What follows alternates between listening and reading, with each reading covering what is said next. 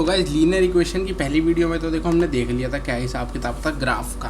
अब हिसाब किताब आता है गाइस बिना ग्राफ के हम कैसे बताएंगे कि कोई भी सिस्टम ऑफ इक्वेशन कंसिस्टेंट है या इनकंसिस्टेंट। ठीक है, तो उसके लिए गाइस कुछ नहीं करना, आपको बहुत सिंपल है। देखो बहुत सिंपल, ठीक है। सबसे पहले तो आपको ये स्टैंडर्ड फॉर्म पता ही है, ठीक है। स्टैंडर्ड फॉर्म किस चीज़ की आपको पता है? लीनियर इक्वेशन की स्टैंडर्ड फॉर्म पता है क्या होती है? a1x plus b1y plus c1 is equal to 0, a2x plus b2y plus c2 is equal to 0। ठीक है ना भाई, ये दो इक्वेशन हमें दे रखी है। अब इन इक्वेशन को बिना ग्राफ प्लॉट किए, ग्राफ प्लॉटिंग कहाँ से करेंगे गाइस? पिछली वीडियो ग्राफ प्लॉटिंग की थी, देख लेना। बिना ग्राफ प्लॉटिंग किए अगर हमें मान लो MCQ में आ जाए कि क्या ये कंसिस्टेंट है या इनकंसिस्टेंट है, क्या ये कंसिस्टेंट है या इनकंसिस्टेंट, तो उसके लिए आपको क्या करना है? उसके लिए गाइस आपको 3 रेशियोज निकालनी है। पहले क्या निकालनी है? 3 रेशियोज। Let's see, okay. मैं यहाँ नीचे यहाँ पे रेशियोज निकाल के दिखाता हूँ आपको। तो 3 ratios you have to find, 3 ratios you have to find. कौन कौन सी रेशियो? पहली आपको निकालनी है a1/a2, दूसरी आपको निकालनी है b1/b2, तीसरी आपको निकालनी है c1/c2। तीनों रेशियो निकल जाने के बाद इनके बीच का कुछ रिलेशन होता है जो डिसाइड करता है कि वो कंसिस्टेंट है या वो इनकंसिस्टेंट। तो पहला रिलेशन देख लेते हैं। पहला रिलेशन हमने पढ़ा था इंटरसेक्टिंग लाइंस का, जिसमें यूनिक सॉल्यूशन आता था।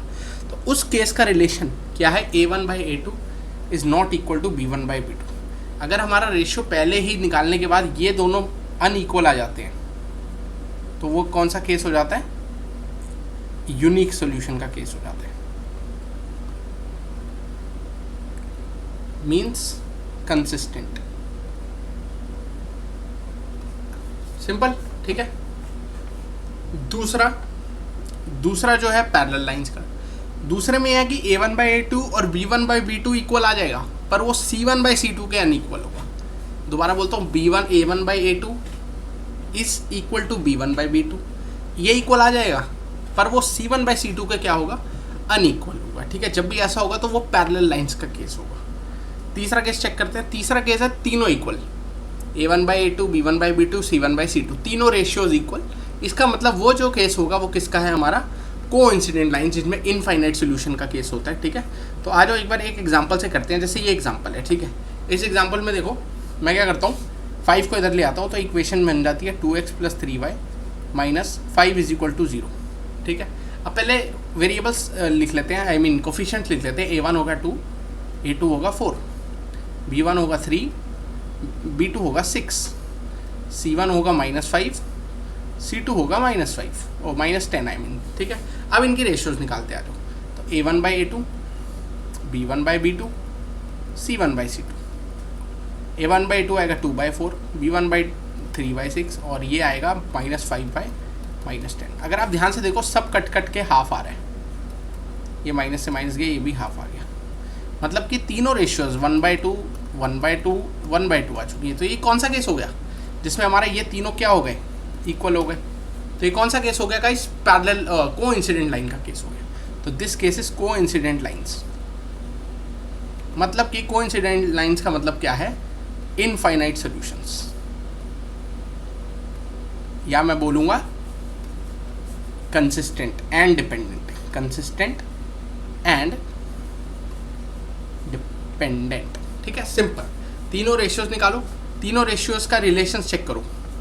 तीनों इक्वल है तो कोइंसिडेंट लाइंस, पहली दो इक्वल है तीसरी अनइक्वल है, पहली दो इक्वल तीसरी अनइक्वल तो पैरेलल लाइंस, पहली दो ही अनइक्वल तो यूनिक सॉल्यूशन। ठीक है ना गाइज, ये क्वेश्चन गाइज आप घर से ट्राई करना। पहला क्वेश्चन है ये, इसमें ये दो इक्वेशंस दे रखी हैं, और दूसरा क्वेश्चन है ये आपका होमवर्क है। आपको ये बताना है ये कंसिस्टेंट है इनकंसिस्टेंट यूजिंग रेशियोज थिंग, ये जो रेशियोज हमने निकाली। ठीक है, तो ये गाइज ये एक छोटा सा टॉपिक है, ठीक है, जो बहुत बार आता है MCQ में, जनरली बहुत बार पूछा जाता है। ठीक है, एक नंबर के क्वेश्चन में बहुत बार आता है। ठीक है, तो बस इस वीडियो में इतना ही गाइज। ठीक है, तो लीनियर इक्वेशंस की पहली वीडियो मैं अपलोड कर चुका हूँ, वो आई बटन पे मिल जाएगी आपको।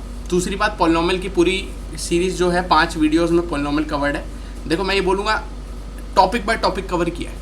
ठीक है, टॉपिक बाय टॉपिक। तो एक टॉपिक पढ़ो, क्वेश्चन करो, टॉपिक पढ़ो, क्वेश्चन करो, टॉपिक पढ़ो, क्वेश्चन करो।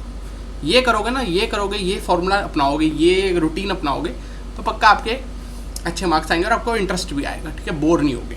छोटी छोटी वीडियोज़ के टॉपिक्स हैं तो आपको ज़्यादा 1 घंटा देखने की जरूरत नहीं है।